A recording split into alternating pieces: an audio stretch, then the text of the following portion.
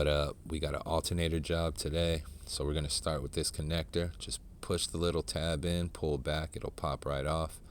We'll get that out of our way. Now we have a 12 millimeter on the back of the alternator. We'll get our electric ratchet, grab the little Milwaukee, get this spun out real quick. Now hand tools will work just fine. It'll be a little bit slower, but it's still going to get the job done. So moving on from here, once we get this disconnected, we're just going to get the wires out of the way. Now, one thing I haven't shown you is I've already disconnected the battery, and there was one bracket with Phillips head screws you have to take off on top of the alternator, but you'll see it once you lift the hood up. So we'll get these wires out of the way, just tuck them underneath whatever you have close by. At this point, we're going to be getting the air intake disconnected, so Phillips head right there by the throttle body, loosen that up, take that breather line out of the side.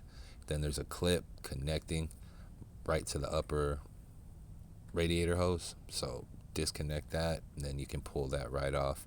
You'll feel it pop out of place. Just move that out of your way, put that in a spot where you're not gonna run into it later on. Now at this point, we're only removing the belt from the alternator, and then we're just gonna use a bungee to hold it in place. That way, once we get the new one in, we're not gonna have to go back through the belt sequence. I will add a video showing you the belt sequence later. I did not picture it on this one. So moving on, we got two 15 millimeters that are coming out. This is what's connecting the alternator to the vehicle. Once you get those bolts out, I'm using a pry bar, little wedge tool, whatever, screwdriver, whatever you need. That's going to slide it out. And then at that point, alternator's gone. That's it. Grab the new one, pop the new one in, and reverse process. Go ahead and get these 15 millimeters in. Spin those back into place, and then we'll get that belt back on pretty quick.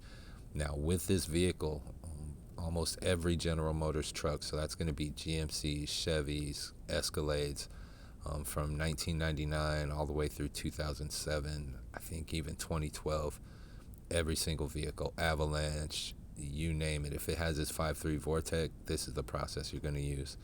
So we're putting those clips back in, so belt on, bolt on, clips in. Now heads up, this bolt was a 10 millimeter, but it was 12 on the other one, so just keep in mind hardware could change depending on the manufacturer. We're going to tighten all this stuff up. We will torque down all the bolts, go back through, but at this point everything's connected. You can get your stuff set back up, put your air lines back on, connect everything on the side. So just remember that little breather line, that air line on the side of this.